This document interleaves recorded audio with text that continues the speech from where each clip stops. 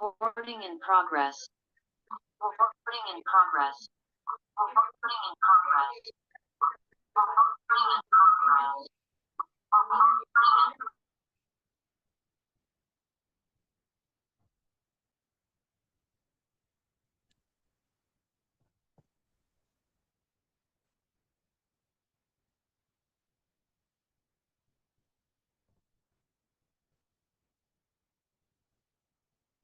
¿Me confirman, doctores, que se pueda, por favor, observar la pantalla? Observa, doctor. ¿Sí? ¿Se logra ver? Sí, doctor, se ve. Sí. Muy bien. Comencemos con la jornada del día de hoy, doctores, con trabajo de parto. Empezando con este pequeño caso clínico que tenemos, ¿no? Una mujer de 29 años de edad con su fórmula obstétrica, su primer embarazo, ¿ya? Se presenta en sala de emergencias a las 38 semanas de gestación con contracciones uterinas regulares, dolor abdominal bajo y pérdida de líquido vaginal en las últimas 4 horas. No tiene antecedentes médicos significativos. La ecografía realizada la semana 28 reveló un feto en presentación cefálica y placenta enorme inserta. En el examen físico destaca signos vitales de una presión arterial 120/80, una frecuencia cardíaca de 88 latidos por minuto, respiratoria de 18 respiratorios por minuto, temperatura 36,7 grados centígrados, un abdomen útero palpable, fondo uterino a nivel de la apófisis sifoides, contracciones palpables cada 5 minutos, un tacto vaginal con un cervix al 100% borrado, dilatación de 5 centímetros, membranas rotas, presentación cefálica en el nivel de las espinas ciáticas, es decir, a un -2 en la escala de Lee, y en las pruebas diagnósticas vemos un monitor fetal donde el producto tiene 140 latidos por minuto sin desaceleraciones. Bueno, tenemos que tener en cuenta, aquí hay unas definiciones para parto y todas sus variantes, ¿no? Tengo que parto es la interrupción de la gestación con un producto que es más allá de las 22 semanas de gestación o con un peso mayor a 500 gramos. Es de término cuando este corresponde desde las 37 semanas para adelante. Como habíamos visto anteayer, prematuro es aquel que ocurre antes de la 36,6 y desde las 22 semanas de gestación. Inmaduro se refiere a que en el cuadro aún es con una prematurez mucho más importante, es decir, hasta las 28 semanas. Aborto es aquella variante en la cual el producto se interrumpe con una edad gestacional aproximadamente menos 22 semanas o con un peso menor a 500 gramos. Tengo que nacido muerto es aquel producto que muere, o sea, se ha ubicado dentro del útero y sale exteriorizado ya fallecido. Mientras que nacido vivo es aquel que sale vivo, puede permanecer, aunque vivo, unos cuantos minutos y después se puede habitar, pero nació con signos vitales que se llama característicos de vida. Obviamente, uno, por lo general, siempre nacen sin que se puedan habitar. Postérmino es aquel producto que nace después de las 42 semanas concluidas. También se le denomina embarazo serotino. ¿Qué se llama? Parto de comienzo espontáneo es aquel que empieza netamente de causas naturales. No tiene ninguna acción artificial o que el hombre lo haya inducido. Justamente inducido es aquel que por agentes físicos, mecánicos o químicos, la paciente pueda iniciar su trabajo de parto. Eutóxico es aquel que el embarazo termina dentro de características normales sin ninguna alteración. La bibliografía inclusive dice de que casi ningún embarazo termina siendo totalmente autóxico, sino parautóxicos, ¿no? Distóxico es aquel que, ya sea que hemos utilizado materiales, hemos realizado alguna situación importante que se llama para que este embarazo tenga que terminar y no ha sido, entre comillas, de causas naturales y haya tenido que terminar siendo, entre comillas, patológico. Terminación espontánea es que ha terminado el embarazo con todo lo natural, no se ha utilizado absolutamente nada. En la terminación artificial se da de que el personal de salud o quien atiende el parto ha concluido ese parto por alguna situación. Y en el dirigido o corregido está que durante el embarazo se tuvo algunas situaciones que eran deleterias para ese embarazo, que no estaban progresando y que hemos tenido que dirigir o corregir. Es decir, hemos realizado probablemente conducción de trabajo de parto.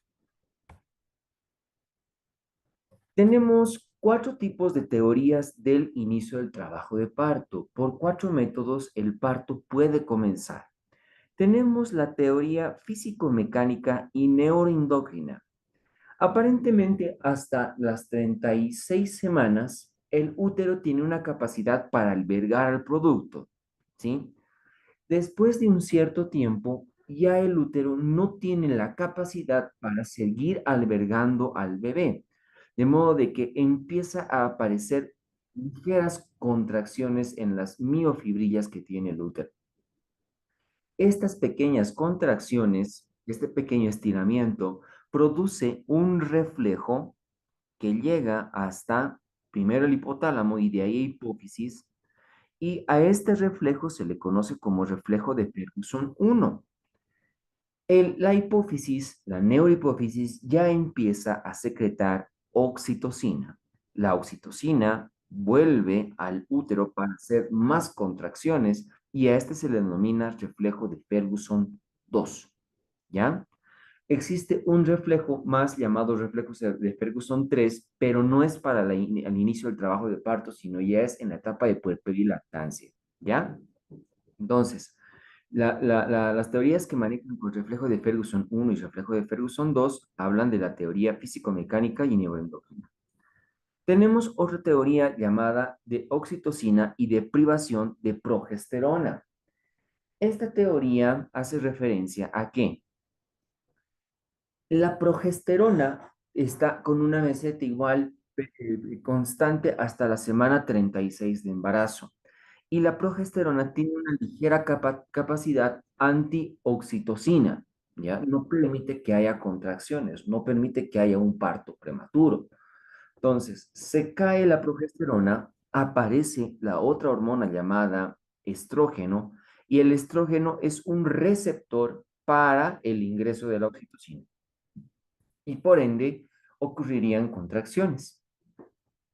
En la teoría físico-mecánica explicaría el caso en el cual en un embarazo gemelar, por lo general, termina siendo prematuro porque ya a unas 34 semanas los dos productos alcanzan más de 4 kilos unidos los dos y por eso se desencadena un trabajo de parto.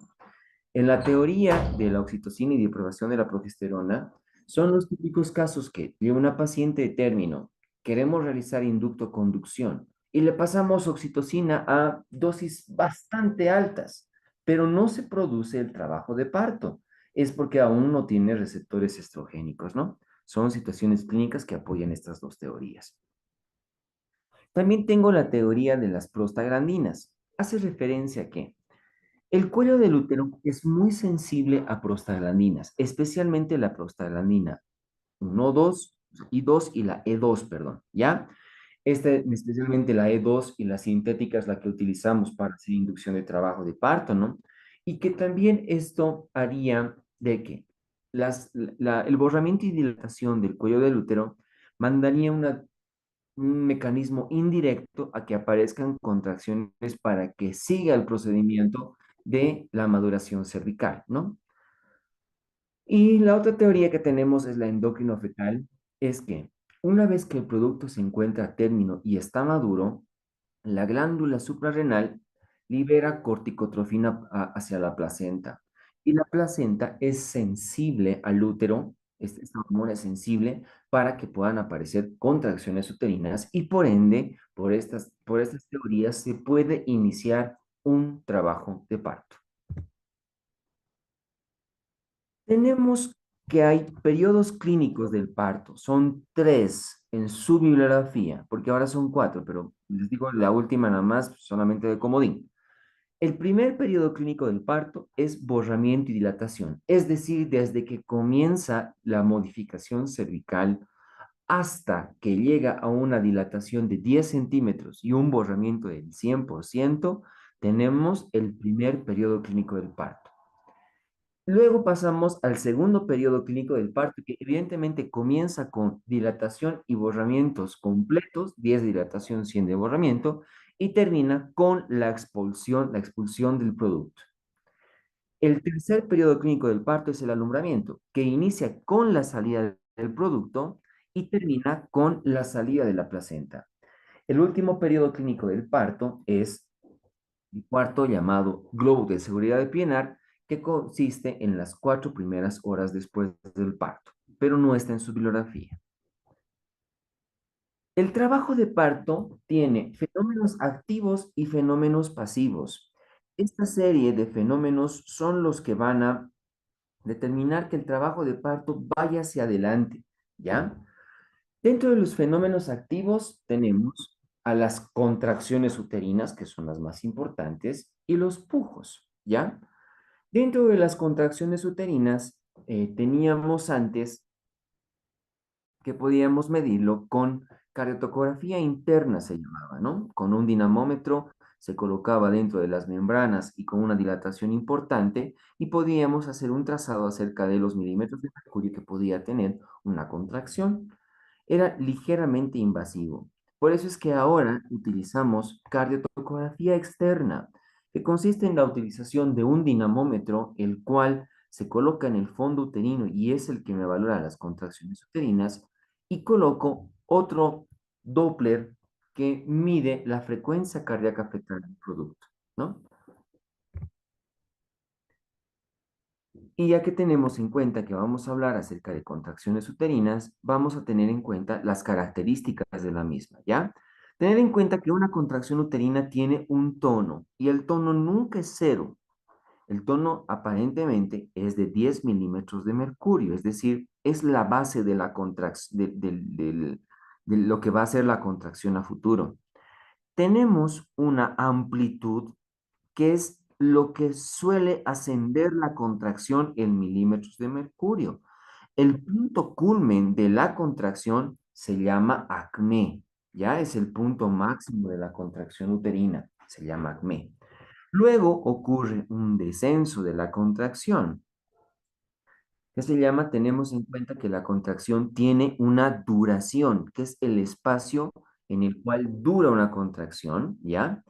Y tenemos un intervalo que es el espacio entre contracción y contracción, ¿ya?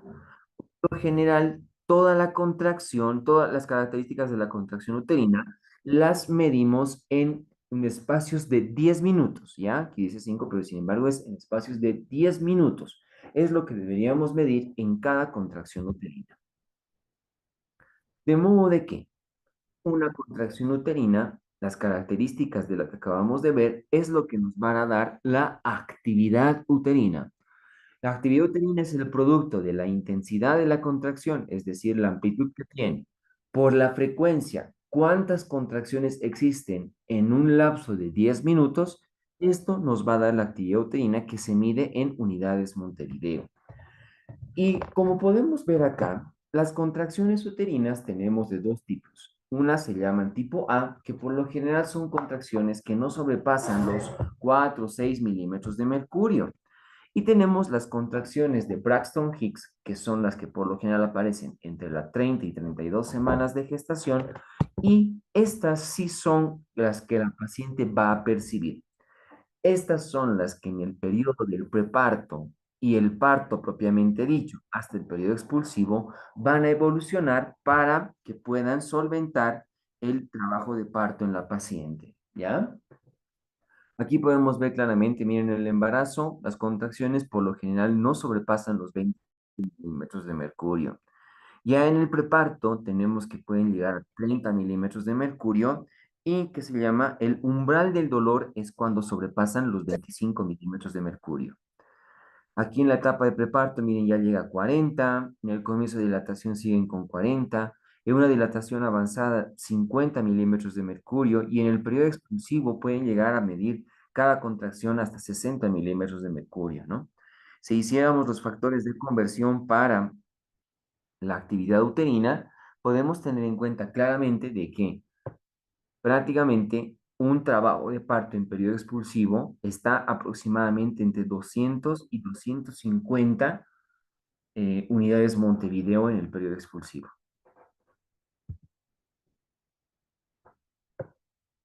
Para que las modificaciones del cuello del útero, es decir, ocurra una dilatación y un borramiento adecuado en un trabajo de parto, se requiere de la fuerza de las contracciones. Ellas son las responsables de que haya modificación en el cuello del útero.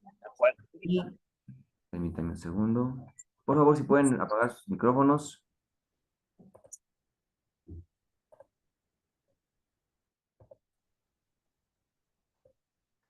Y que se llama las modificaciones que vayan a ocurrir en el cuello del útero, las vamos a evaluar con un score llamado score de Bishop.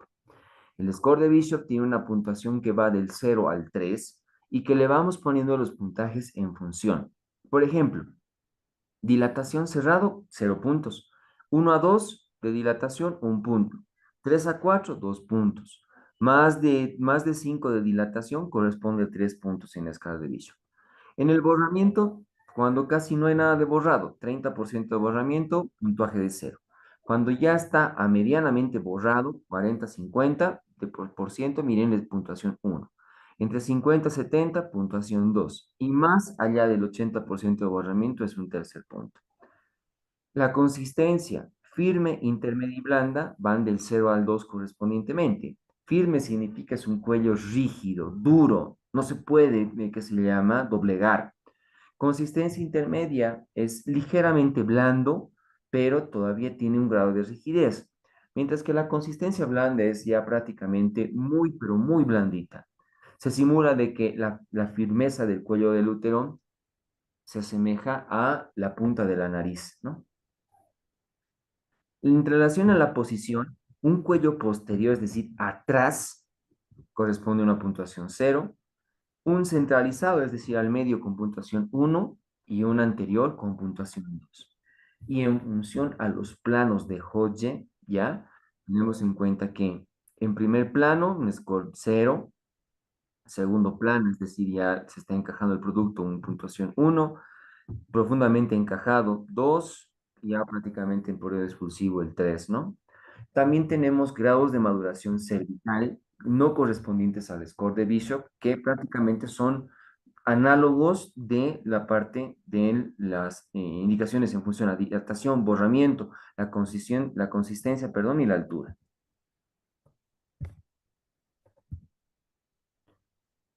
El otro fenómeno activo del trabajo de parto son los pujos. Y tenemos dos tipos de pujos. Los pujos espontáneos, ya, que aumentan la presión intraabdominal hasta en 60 milímetros de mercurio. Es aquellos prácticamente en la cual la paciente simplemente expira. Termina de inspirar y en la expiración hace un pujo sin que la paciente lo note. Pero el simple hecho de expirar hace un pujo espontáneo.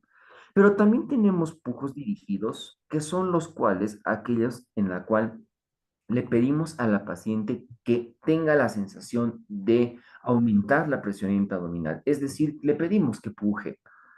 Y estos pujos dirigidos aumentan la presión intraabdominal entre 50 a 100 milímetros de mercurio, ¿no? Son los que ya prácticamente en periodo expulsivo le pedimos a la paciente que puje.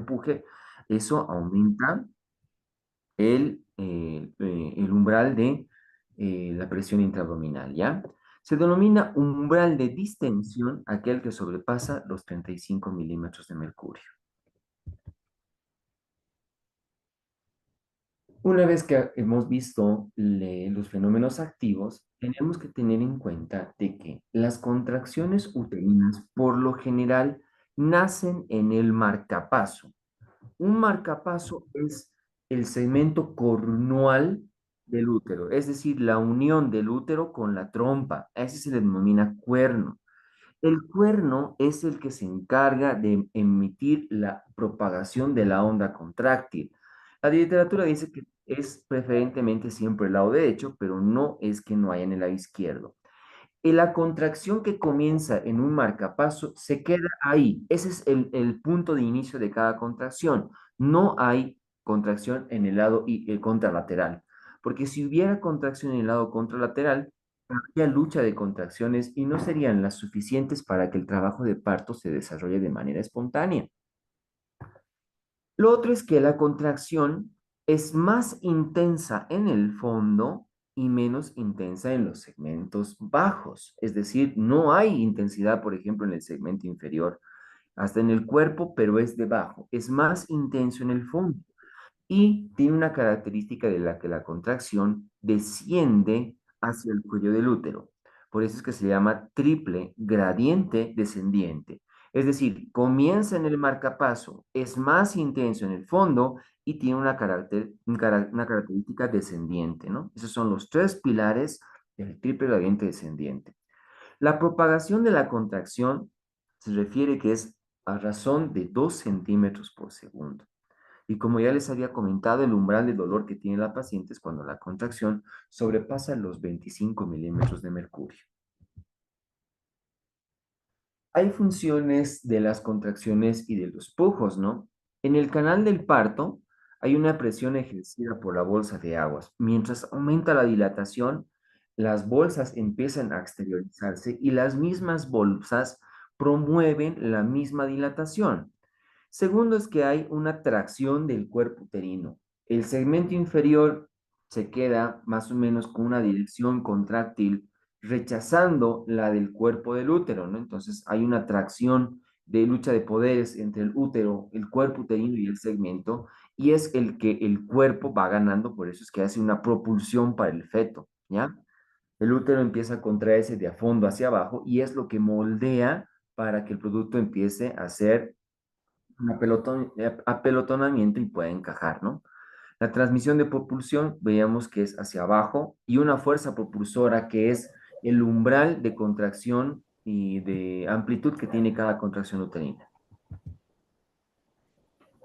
La contracción uterina tiene que tener características, ¿sí? Es una invasión de todo el cuerpo uterino. La contracción tiene que llegar hasta el segmento inferior y tal vez inclusive hasta el cuello. Si la contracción uterina solo se quedara en fondo, no es suficiente para que se desencadene el trabajo de parto. Tiene que tener triple gradiente descendiente. Si no lo tiene, no va a progresar el trabajo de parto.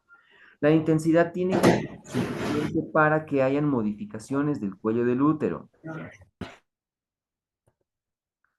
Tiene que tener un adecuado intervalo. Y a esto su bibliografía claramente dice de que máximo se deberían tener 5 contracciones en 10 minutos. No debería sobrepasar. Y si sobrepasa se le denomina taquisistolia, ¿ya? Y tiene que haber una relajación uterina. Y esto simula porque en cada contracción uterina disminuye el flujo de sangre al útero, por lo tanto también al producto. Si no hubiera relajación, el producto no alcanza a recuperar su frecuencia cardíaca y pudiera entrar en sufrimiento fetal crónico y agudo.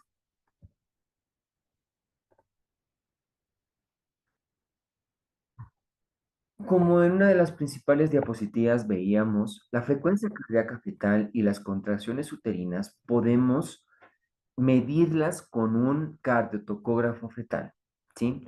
Aquí podemos ver un trazado de una cardiotocografía fetal. En el trazado inferior podemos ver las contracciones uterinas.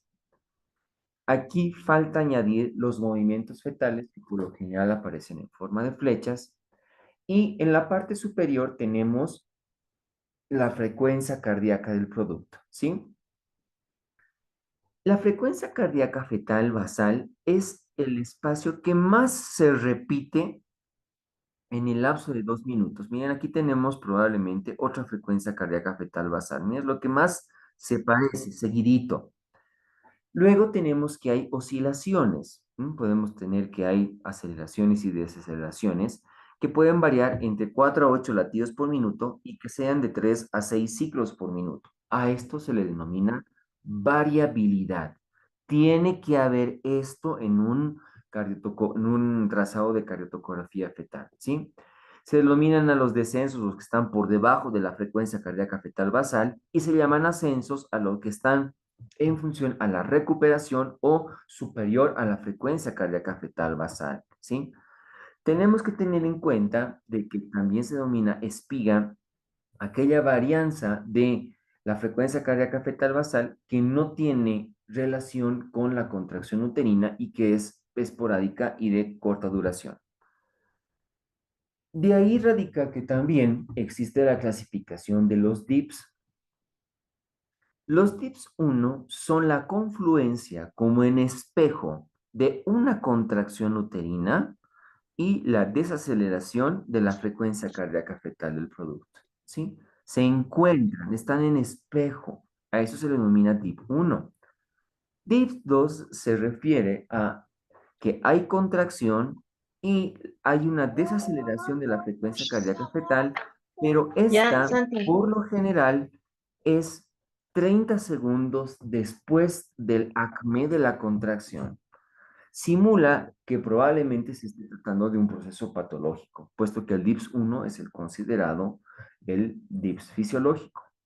Y el DIPS 3 son aquellas desaceleraciones que ocurren de manera variable, más allá de 30 segundos. No tienen relación con el acme de la contracción. Se refiere y simularía muy probablemente una circular de cordón umbilical y es de valoración porque, según su radiografía, no es ni patológico ni fisiológico, entre comillas. Luego tenemos que tener en cuenta que hay fenómenos pasivos del trabajo de parto, es decir, no son lo suficientes como para tener contracción y para los pujos, pero entre comillas sí ayudan al proceso de dilatación y borramiento, ¿ya? Tenemos dentro de los fenómenos pasivos la formación del segmento inferior. El segmento inferior correspondía a un estado de no embarazo al istmo.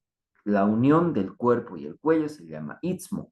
Y este istmo es el que crece durante el embarazo, se forma, comienza a las 14, 12 semanas de embarazo y termina su formación antes del inicio del trabajo de parto y que se llama tiene limitaciones el segmento inferior. Superior, es decir, los límites entre el segmento inferior y el cuerpo se le denomina anillo de Van. En los extremos laterales se encuentran las ramas ascendentes de la arteria uterina. Y en el borde inferior está un plano virtual que corresponde al orificio cervical interno. Su bibliografía también dice que este espacio, que es la unión del segmento inferior con el cuello del útero, se le denomina canal de Brown. ¿Ya? Recording in progress. Un minuto. ¿Ya? Vaya. Ahora sí. El otro fenómeno pasivo es el borramiento y dilatación. Por la fuerza contráctil que tiene la paciente, el cuello del útero se va a dilatar. Y simula de que las pacientes que son primigestas, primero borran y luego dilatan, mientras que la multípara dilata y borra a la par. ¿Ya? El hecho de que la paciente considere el dolor en el trabajo de parto, su biografía dice que es más por las modificaciones del cuello del útero más que la contracción uterina. ¿Ya? Luego tenemos la dilatación de la cúpula vaginal en los fenómenos pasivos del trabajo de parto, que es la continuidad de la dilatación y el borramiento del cuello del útero, y que prácticamente estos se van a totalmente borrar y se van a convertir como en un segmento cérvico-vaginal. Van a prácticamente confluir como si fueran un solo. Luego tenemos la expulsión de los limos, que es la salida del tapón mucoso. El cuello del útero consta de moco que protege al producto y a las membranas para que éstas no se rompan y que obviamente con el borramiento y dilatación hay la salida del mismo. Y también hay la formación de la bolsa de aguas que es la salida del porium y el amnios, es decir, de las membranas, conforme hay dilatación. Y en función a a las bolsas de aguas, tenemos que tener en cuenta. Ruptura prematura es aquella bolsa rota que ocurre antes del inicio del trabajo de parto. Ruptura precoz es aquella ruptura de la bolsa que ocurre durante el trabajo de parto. Ruptura tempestiva es aquella que se produce con borramiento y dilatación completos. Ruptura tardía es aquella que ocurre, entre comillas, después del borramiento y dilatación completo o en periodo expulsivo. Rotura alta es aquella que produce una solución de continuidad por encima de la presentación del producto. Una rotura falsa es la salida del líquido que se llama por un pseudosaco entre las membranas. No simula una ruptura de bolsa como tal. Y meconio es la salida de las heces del producto, es decir, la apariencia del líquido amniótico verduzco. Con este pequeño repaso, doctores, vamos a comenzar con las preguntas del día de hoy. Ya saben que tenemos habilitado el chat para que puedan responderlas. Nuevamente citamos el caso clínico, una mujer de 29 años con los antecedentes que habíamos visto, llega a la sala de emergencia con pérdida de líquido en las últimas 4 horas, no tiene antecedentes médicos significativos, la ecografía realizada reporta que el producto está encefálica y una placenta no inserta. Paciente con signos vitales estables, ¿ya? Hay, que se llama, contracciones cada 5 minutos, un tacto vaginal con un cervix 100% borrado, pero una dilatación de 5 centímetros. Están las membranas rotas y la presentación cefálica está en una escala -2 de Lee, o que se llama correspondiente a un segundo plano de Hodge. El monitoreo fetal reporta 140 latidos por minuto sin desaceleraciones. ¿Cuál de los siguientes es el manejo más adecuado para esta paciente?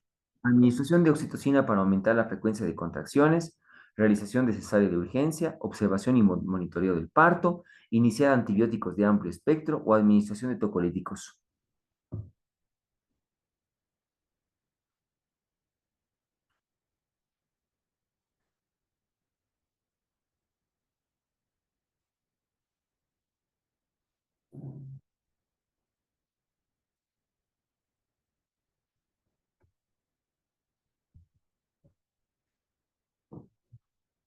Parto normal o autóxico es el que evoluciona con todos sus parámetros dentro de los límites fisiológicos, ¿no? Con un sentido estricto de la definición de la mayoría de los partos son parautóxicos, ¿no?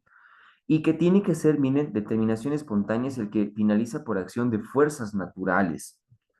Este trabajo de parto, en el caso que vemos, no hay factores de riesgo.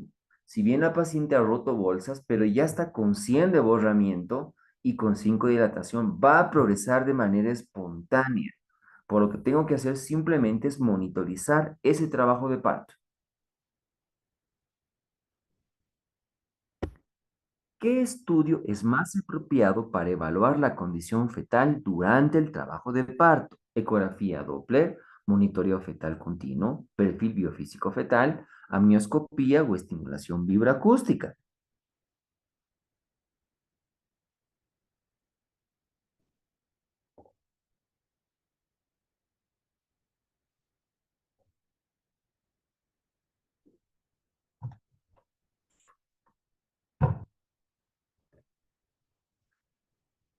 Trabajo de parto. Y es más, hasta es que se llama criterio para poder diagnosticar sufrimiento fetal, es la cardiotocografía externa, que también se denomina un monitoreo fetal electrónico continuo.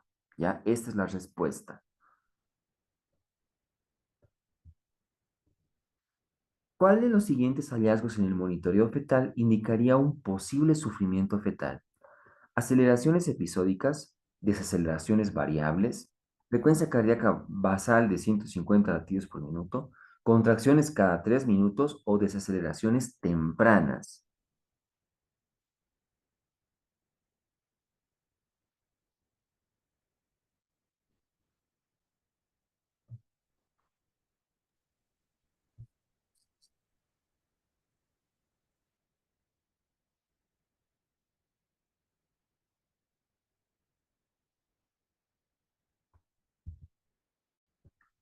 Miren, doctores, La frecuencia cardíaca fetal basal tiene sus límites de ser 120 a 160, algunas bibliografías dicen 110, 160 latidos por minuto, ¿sí? En relación a lo que habíamos visto en los criterios, lo que más me interesa es la desaceleración. En función a la desaceleración es que yo más o menos voy a ver y a las oscilaciones, ¿ya? Donde las desaceleraciones normales son las que se encuentran como espejo. Las desaceleraciones tardías o variables no son fisiológicas, ¿sí? Por lo tanto, la respuesta es desaceleraciones variables. Ya hemos quedado que contracciones más de 5 se llama taquisistolia, es lo patológico. Aceleraciones no tienen mucha relevancia en el monitoreo, es más desaceleraciones. ¿Y aquí qué me quedan? Tempranas o variables. Tempranas significa que son prácticamente simétricas, son como en espejo, y las variables son las que están aquí patológicas.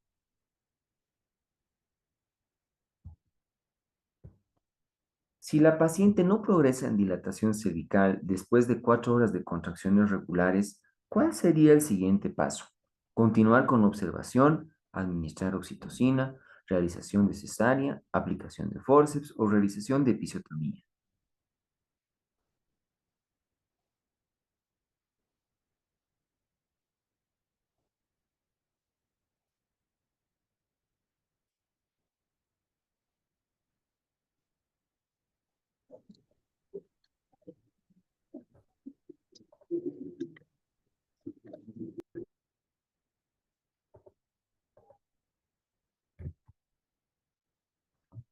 Todo el trabajo de parto, ya, esto también lo vamos a ver en atención de trabajo de parto, debe registrarse de manera continua y nosotros lo hacemos con el partograma.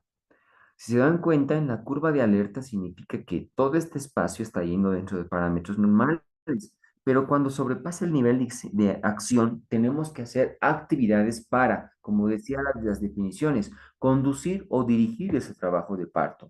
Entonces, si se ha estancado, lo que utilizamos son métodos químicos como la oxitocina. Antes se utilizaba métodos físicos como el tallo de laminari. Era un tallito en el cual se le colocaba una maderita que se colocaba en el cuello de útero y esta tenía la capacidad de crecer ante la humedad. Pero ya no lo utilizamos hoy en día.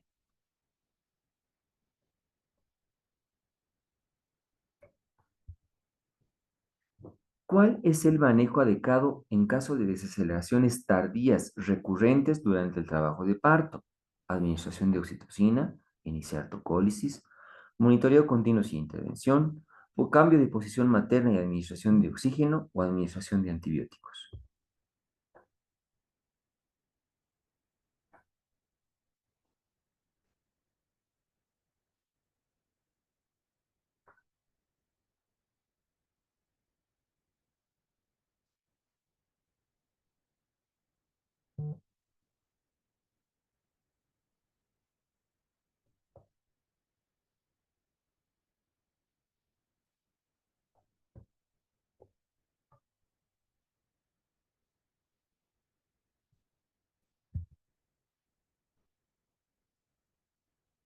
Dentro de las actividades que tenemos para reanimación fetal, se llama, ¿no? En caso de que un producto esté ingresando en sufrimiento fetal, son tres las actividades que deberíamos realizar, ¿ya?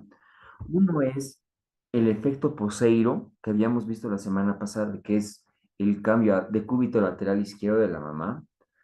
Podemos administrar oxigenoterapia por mascarilla nasal. O número tres es también óptimo administrar dextrosa, ¿ya? Denme un minutito de volver a compartir la pantalla.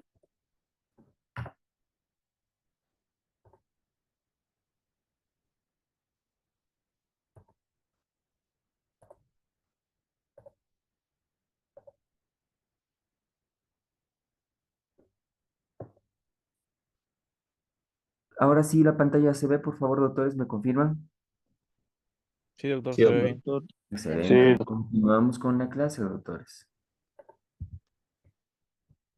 La presencia del reflejo de Ferguson 1 y número 2 corresponde a la teoría físico-mecánica del trabajo de parto, teoría de la oxitocina, deprivación de progesterona, papel de prostaglandinas o teoría endocrino-fetal.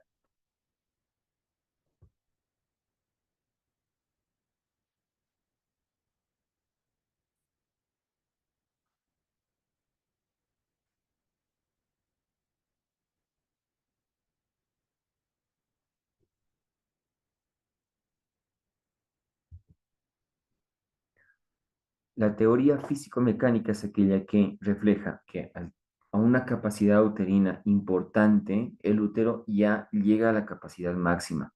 Por lo tanto, empiezan a tener pequeñas contracciones en las miofibrillas del útero y manda una señal. La hipófisis manda otra señal con oxitocina para que haya mayor contracción y es un círculo vicioso. A esto se denominan reflejos de Ferguson 1 y 2 correspondientes a la teoría físico-mecánica. Uno de los siguientes no es un fenómeno pasivo del trabajo de parto. Formación del segmento inferior, borramiento de dilatación, esfuerzo de pujos, expulsión de los limos, formación de la bolsa de aguas.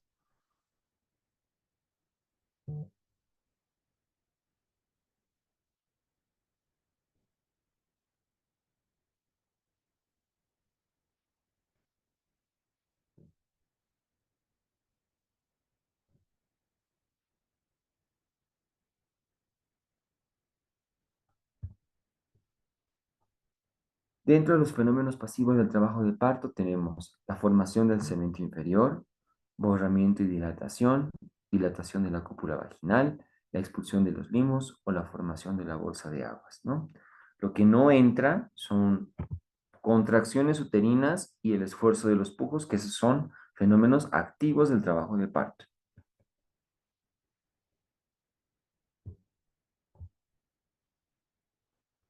La actividad uterina se obtiene con el producto de intensidad por intervalo, frecuencia por intervalo, intensidad por frecuencia, frecuencia por el tono o la intensidad por el tono.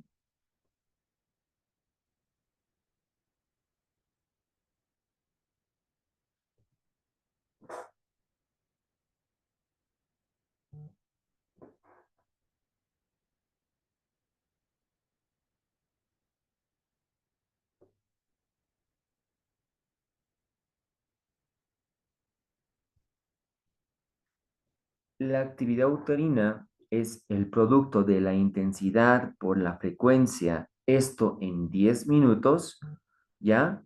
Y esto se denomina en unidades Montevideo.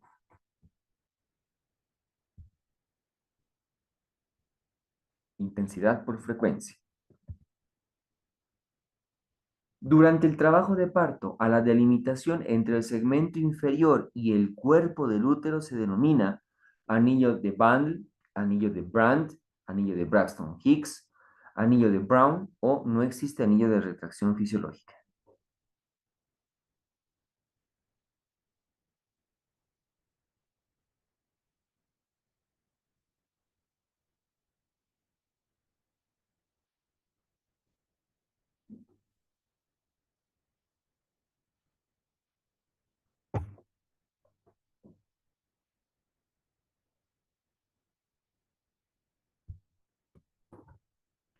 Doctores, vamos a simular que este es el segmento inferior, este lugarcito que tenemos acá.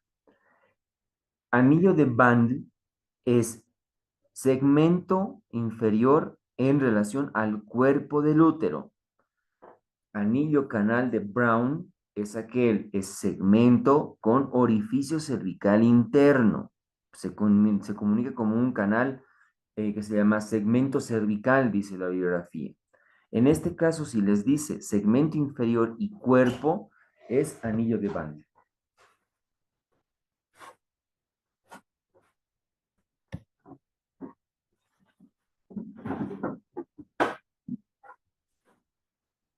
Un cuello uterino posterior de consistencia firme y una longitud de 3 a 4 centímetros corresponde al grado de madurez cervical, grado 1, grado 2, grado 3, grado 4 o no corresponde al grado de madurez cervical.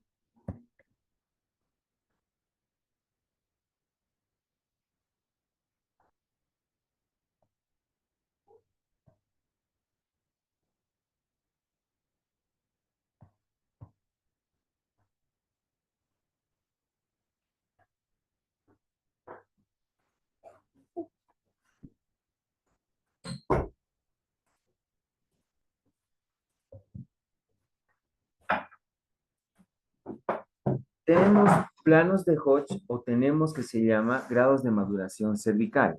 En el grado 1 tengo un cuello inmaduro, ¿no? En situación muy posterior respecto al eje de la vagina, de consistencia firme, con una longitud, borramiento de 3 a 4 centímetros, sin dilatación del orificio cervical interno, ¿no? Y la respuesta, evidentemente, es grado 1.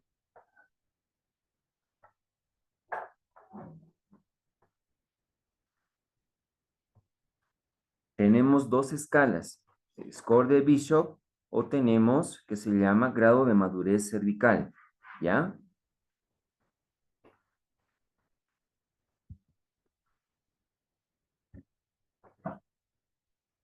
La zona correspondiente al marcapaso del origen de la contracción uterina está situado en fondo uterino, cuerno uterino, cuerpo uterino, segmento inferior o cuello uterino.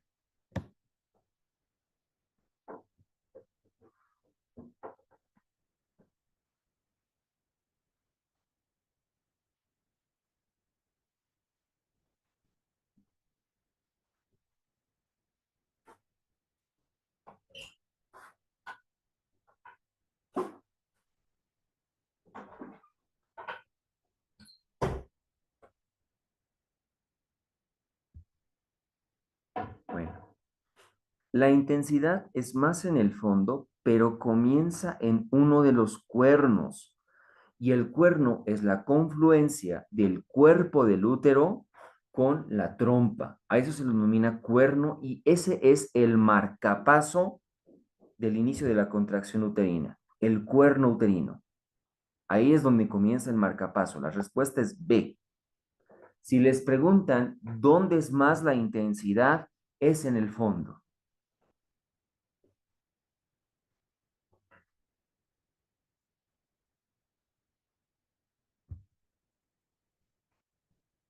La actividad uterina promedio durante el periodo expulsivo de un trabajo de parto es de 310 unidades Montevideo, 235 unidades Montevideo, 187 unidades Montevideo, 85 o 20 unidades Montevideo.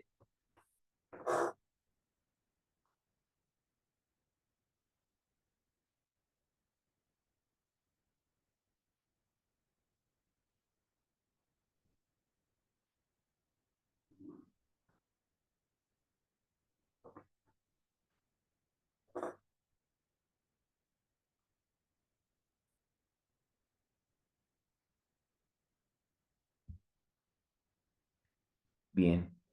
Aquí podemos ver, ¿no? En un periodo expulsivo está en un promedio entre 200 a 250. Su grafía dice que es promedio 235 unidades. Si fuera dilatación avanzada, aquí podemos ver es entre 150 a 200, ¿no? Comienzo de dilatación entre 100 a 50, 150 unidades Montevideo. Y la respuesta sí, es B, 235 unidades Montevideo.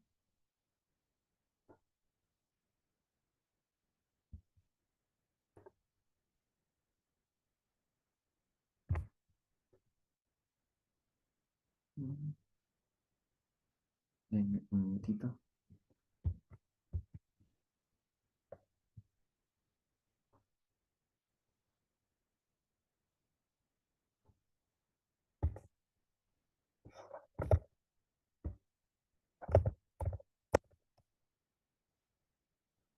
Denme un segundito, por favor.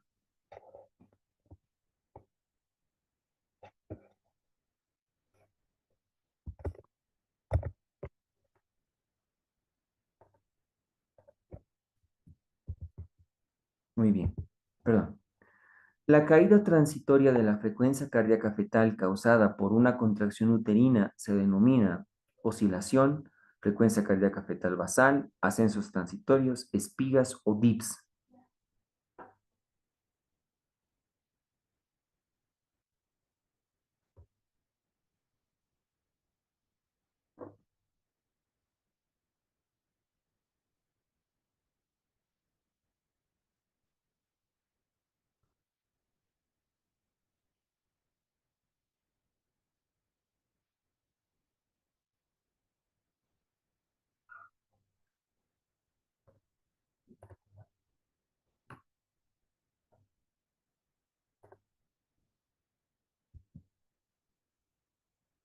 Si la pregunta es que es paralelo a la contracción, es decir, la contracción es la que está produciendo la disminución de la frecuencia cardíaca fetal, es DIPS.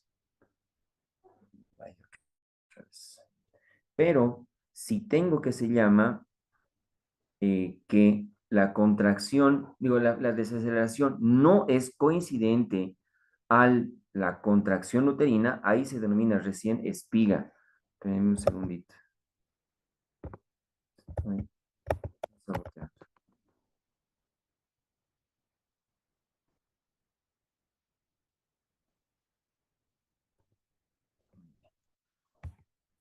Entonces la respuesta es DIPS, porque dice que es en relación a la contracción uterina. El umbral del dolor de una contracción uterina es cuando alcanza 10, 15, 25, 35 o 50 milímetros de mercurio.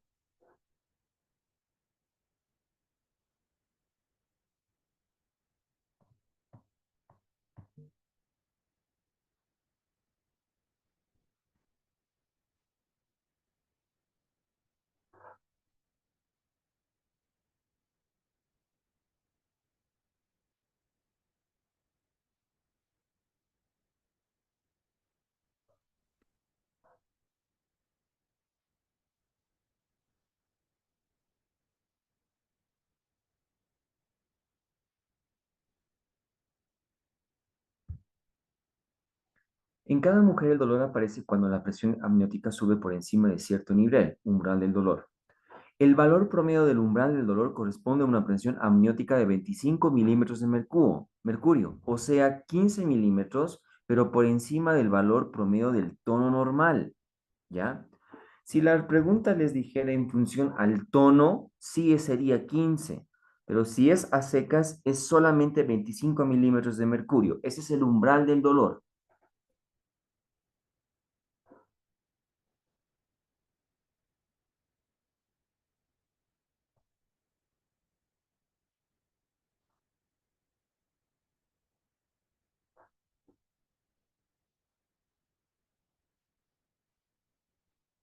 Vuelvo a repetir. Si la pregunta dice a secas, umbral del dolor es 25 milímetros de mercurio, pero si les dijera sobre el tono, normal es 15, porque el tono ya representa 10 milímetros de mercurio. 10 más 15, 25 milímetros de mercurio. El intervalo normal en cada contracción uterina óptima debe ser de 1 a 3 contracciones en 10 minutos, 2 a 5 contracciones en 10 minutos, 5 a 7 en 10 minutos, 10 en 10 o ninguna.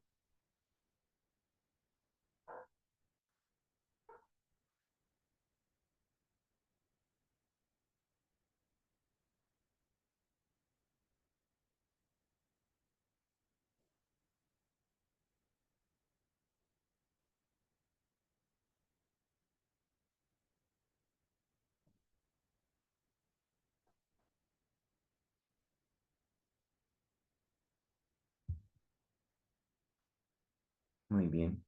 Dentro de las características de la contracción uterina, les había comentado de que tienen que tener un adecuado intervalo, ¿ya? Aquí podemos ver inclusive en el periodo expulsivo hasta cuánto alcanza. Una, dos, tres, cuatro, cinco. ¿Y con cuánto empieza en preparto? Una, dos. Entonces, para que haya un desenvolvimiento normal de un trabajo de parto, tiene que ser de 2 a 5 contracciones en 10 minutos.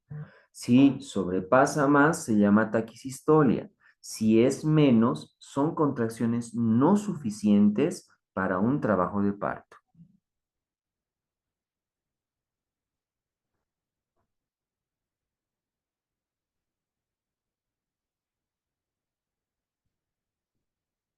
En relación al segmento inferior del útero, uno de los siguientes no es correcto.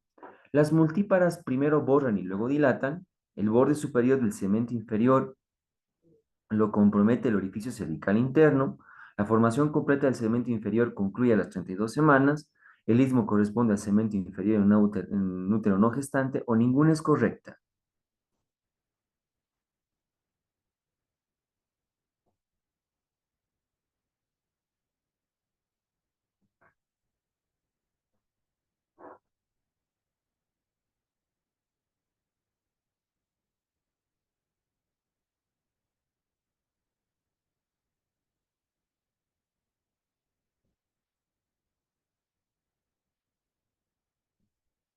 Bueno, ya para ir soltando esta.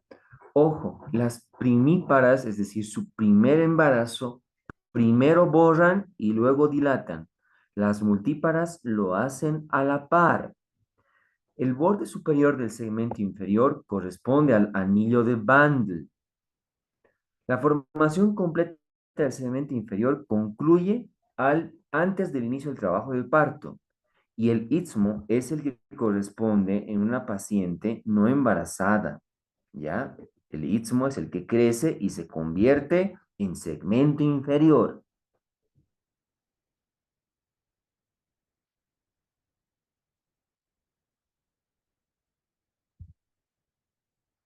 Si las bolsas se rompen durante el periodo expulsivo del parto, se denomina ruptura prematura, ruptura precoz, ruptura tempestiva, ruptura tardía o meconio.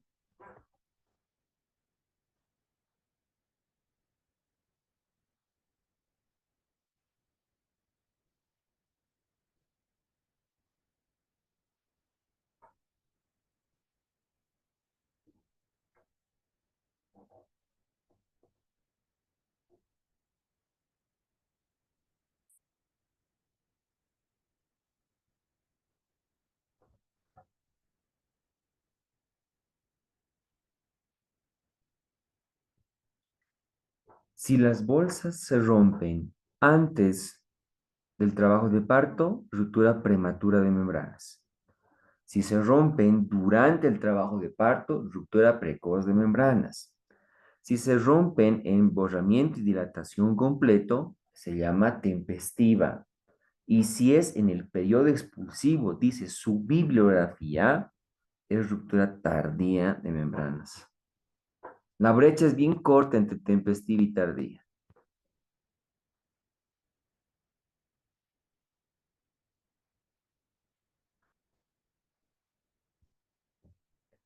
El tercer periodo del parto está comprendido desde el inicio de las contracciones, dilatación completa hasta la expulsión del feto, borramiento y descenso del estrecho superior, alumbramiento o borramiento y expulsión de la placenta.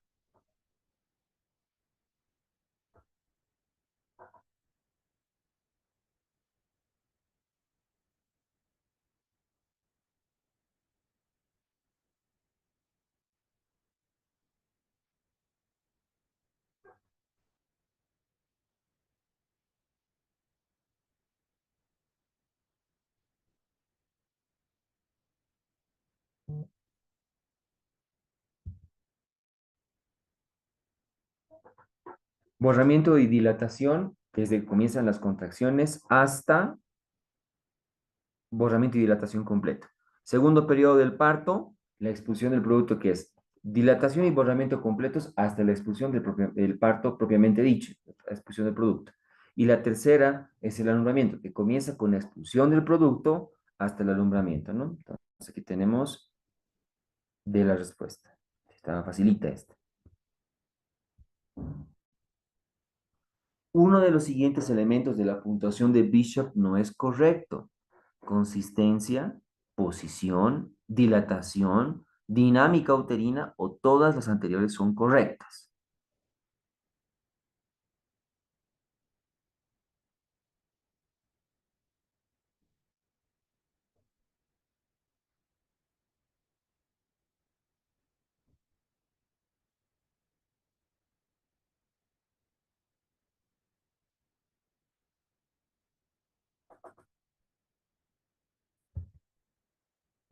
En el índice de Bishop tenemos dilatación, borramiento, posición, consistencia y altura de la presentación, ¿no? Esos son los parámetros que valoramos para calcular un score de Bishop. Aquí la dinámica uterina no tiene sentido las contracciones para el Bishop.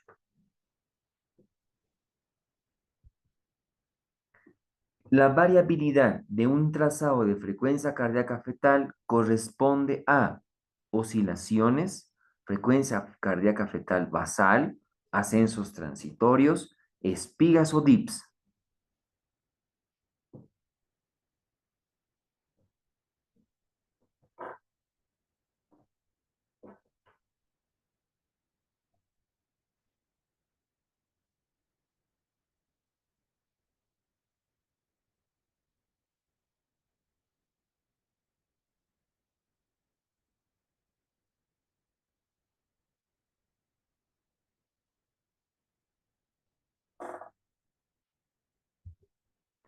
Entonces, aquí podemos ver un trazado. Vamos a ponerlo nuevamente de ejemplo.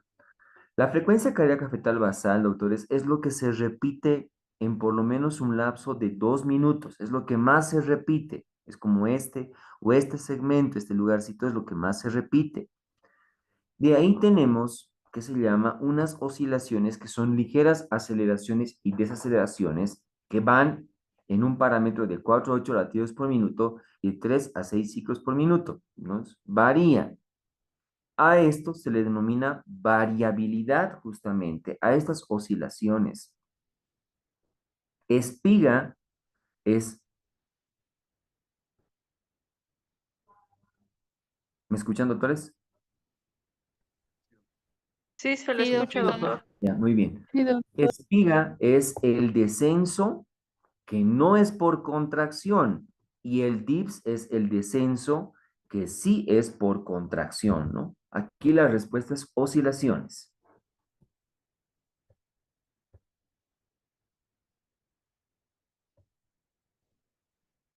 ¿Puede repetir de nuevo, doctor, por favor?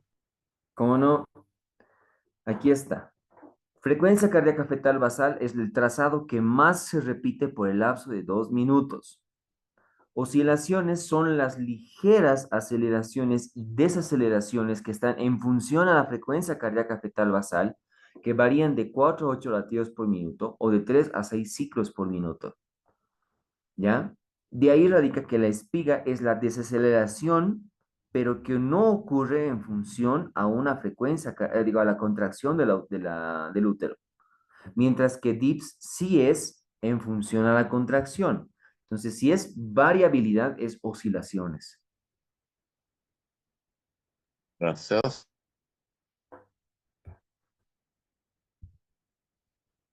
Pregunta de examen, les han preguntado esto anteriormente. Se define tocografía externa como el registro de actividad uterina a través de la vagina, registro de los diámetros de la pelvis, registro de la dureza del miometrio a través de un dinamómetro sobre el abdomen, la dureza del útero a través de la palpación del saco vaginal o el registro del borramiento cervical.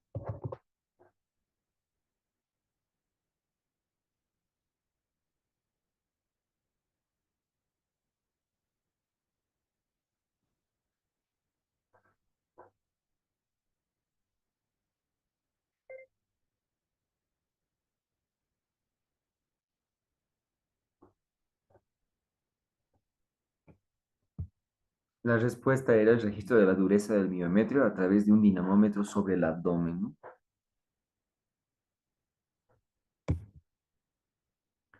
Se denomina parto. Recording in progress. Dame un segundito. Se denomina parto.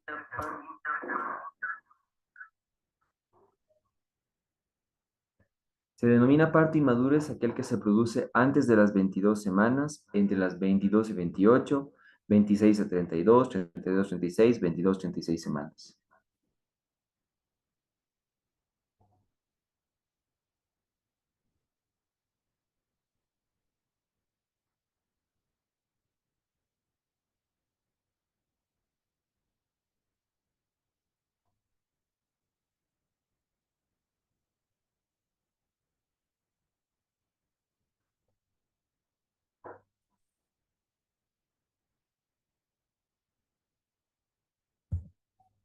Veintidós a 28 semanas, ¿no? Como dice su bibliografía.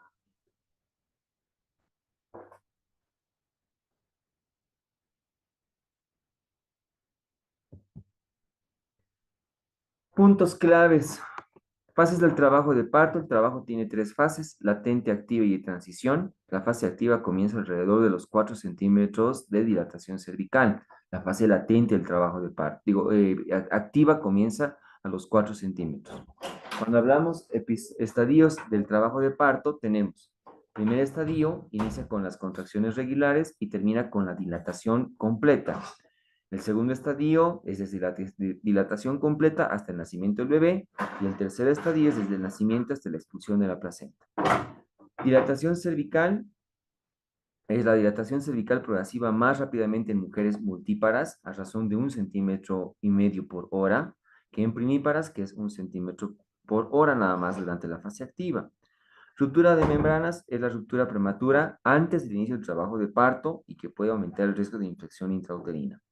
Monitoreo fetal es el monitoreo continuo de la frecuencia cardíaca fetal basal. Detecta y posibles signos de sufrimiento fetal como desaceleraciones tardías o variables. Desaceleraciones tardías, ¿no? La asociación de la insuficiencia placentaria requiere transmisión como reposición materno o cesárea. Atonía uterina es la principal causa de hemorragia postparto. El tratamiento incluye oxitocina y masajes uterinos. Trabajo de parto prolongado puede deberse a contracciones uterinas ineficaces o una desproporción cefalopélvica. El manejo puede incluir oxitocina o cesárea. Cesárea la indicada en casos de trabajo de parto detenido, sufrimiento fetal o presentación anómala o desproporción cefalopélvica. Parto prematuro, el trabajo que ocurre antes de las 37 semanas de gestación, requiere un manejo especializado para evitar complicaciones neonatales como la inmadurez pulmonar. Analgesia epidural es la forma más común del manejo del dolor en el trabajo del parto, aunque generalmente es segura, puede prolongar su segunda fase del parto. Manejo del tercer estadio incluye el uso de oxitocina para prevenir hemorragia postparto y la vigilancia de la expulsión completa de la placenta. Presentaciones anómalas. La presentación de nalgas o de cara puede requerir cesárea o maniobras obstétricas especiales. Evaluación de la pelvis. La pelimetría clínica ayuda a determinar si hay desproporción cefalopélvica que podría dificultar un parto vaginal. Y tenemos, doctores, para que le tomen un screenshot para los puntos, digo que se llama para sus flashcards y empiecen a resolver sus preguntas.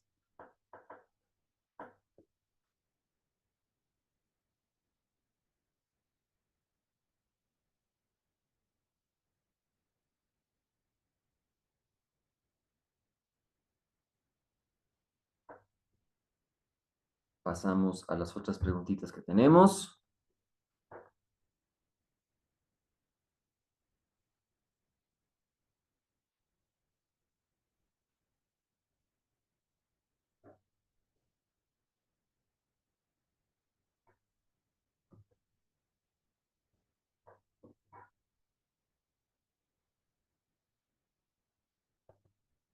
Doctor, buenas noches. La anterior imagen, por favor, nos puede mostrar. Perdón, perdón. La anterior imagen. ¿Cómo no? ¿Cómo no? Voy. Ahí está. Doctor, Neil, una pregunta, pero esta pregunta está en la bibliografía o no. ¿Qué se llama? Los flashcards que les promueve la institución son para, ¿cómo les podría decir? Rectificar lo que ustedes están avanzando para su bibliografía, ¿ya? Les va a ayudar bastante. Es una de las formas que tenemos, ¿no? Es para aprendizaje continuo, se llama. Así que yo les digo, háganlo, les va a ayudar bastante.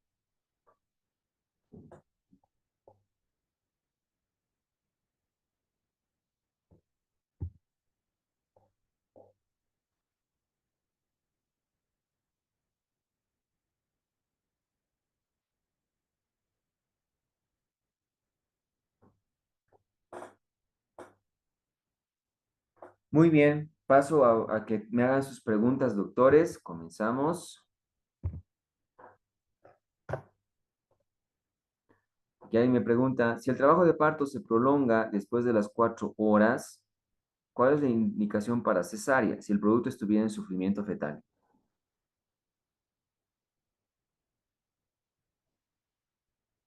Doctor, ¿puede explicar de nuevo la diferencia entre anillo de retracción fisiológica de Band y canal de Brown? El anillo de Band es el que está en relación al cuerpo del útero y el segmento inferior.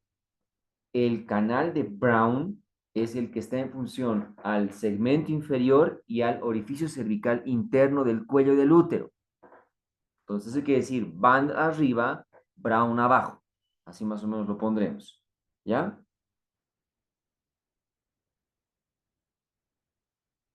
Doctor, buenas noches. ¿Cuáles son las indicaciones absolutas y relativas de cesárea? Pues tenemos maternas, fetales, ovulares. Es varias las causas, ¿no?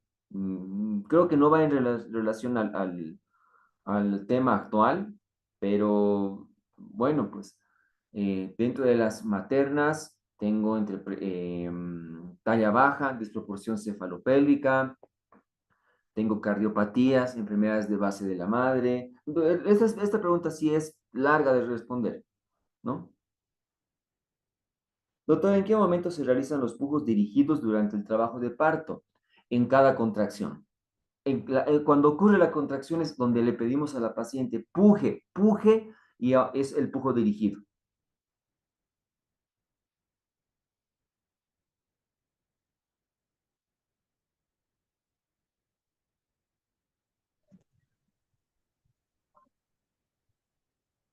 Doctor, buenas noches. ¿Cómo se utilizaría oxitocina para conducir el trabajo de parto? Cuando la paciente ya tiene borramiento y dilatación y queremos conducir el trabajo de parto, la idea es diluir 5 unidades de oxitocina en una solución de 500 o 10 unidades de oxitocina en una solución de 1000 para pasarlo prácticamente entre 8 a 12 gotas para volver a tener una dinámica uterina de 2 contracciones en 10 minutos de aproximadamente 30 segundos, ¿no? Una vez que alcanzamos eso, vamos manteniendo ese goteo, ¿no? Hasta que la paciente llegue al trabajo al periodo expulsivo. Pero se puede ir aumentando 2 gotas cada 30 minutos para que mejore la actividad. Doctor, ¿cuál era la diferencia entre ruptura tempestiva y ruptura tardía? La ruptura tempestiva es con borramiento y dilatación completos, ¿ya? Así dice su bibliografía. Y tardía es periodo expulsivo, eso quiere decir con la salida del producto. Doctor, ¿cuál sería la diferencia entre las oscilaciones, las espigas y los dips? No me quedó claro. Espiga es el descenso de la frecuencia cardíaca fetal que no es producida por una contracción. Dips es que es producida por una contracción, ¿ya? Y las oscilaciones son la variabilidad, ya sea entre aceleración y ligera desaceleración, que esté en función a la frecuencia cardíaca fetal basal.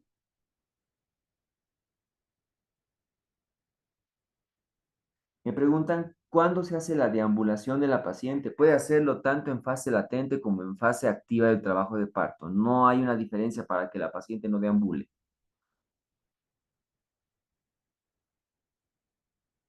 Doctor, la monitorización fetal, lo ideal son 10 minutos. Entre 20 a 30 minutos debería ser el registro del monitoreo fetal. Doctor, ¿las espigas son patológicas? No. Hoy en día, doctores, para las nuevas nomenclaturas ya no existen las espigas, pero su bibliografía todavía las mantiene porque es antigüita, así que repasen así nomás. Alguien inclusive dentro de su chat, cuando habían las preguntas, dijo es por el tono vasovagal del producto, ¿ya? Vuelvo a decir, hoy en día ya no existen las espigas.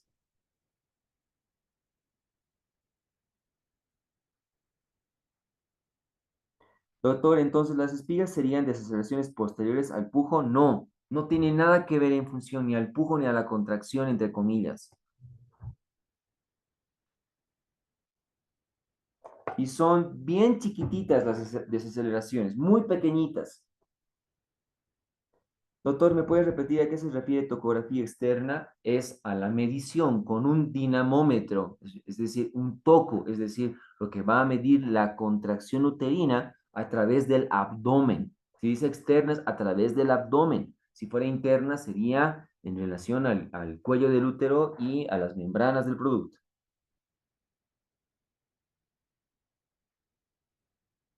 Doctor, ¿puede repetir sobre triple gradiente descendiente? Por supuesto. El tono, la contracción comienza en un cuerno del útero. La intensidad de la contracción es más fuerte en el fondo del útero y es descendente porque va hacia abajo, hacia el cuello del útero.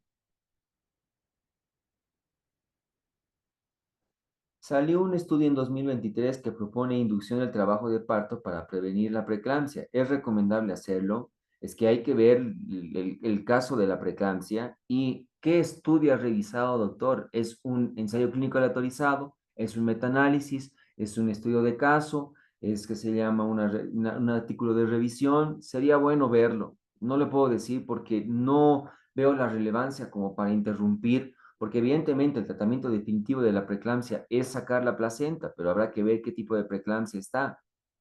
Doctor, buenas noches. ¿En qué momento de la dilatación y borramiento se debe internar a la paciente? ¿Qué se llama? Con 4 centímetros de dilatación ya podemos internar a la paciente porque la paciente está en trabajo de parto en fase activa. La idea es internar en fase activa. Ahora, si tengo una gran multípara que tiene 5 embarazos por parto, tal vez le puedo internar con 2 a 3, ¿ya?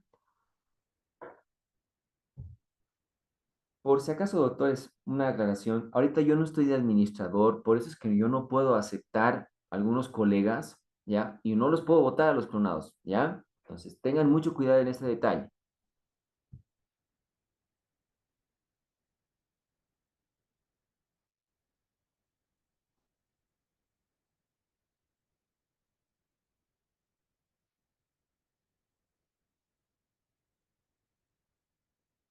Bueno, creo que teniendo en cuenta de que ahora no tenemos más, nos vemos el día viernes para atención de trabajo de parto y que se llama mecanismo de trabajo de parto, que casi van juntitas las dos clases, ¿ya? Ahí aquí me dice, ¿puede utilizar butilbromuro de diosina para disminuir el dolor? No, no le va a disminuir en nada. El butilbromuro de diosina lo único que va a hacer es reblandecer el cuello del útero. Nada más. No hay nada que pueda disminuir el dolor, salvo la anestesia epidural. Lo único.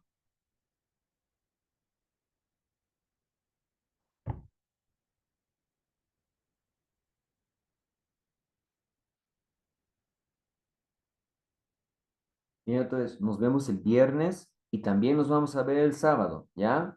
Tengan un buen jueves, cuídense mucho. Nos vemos mañana pasado.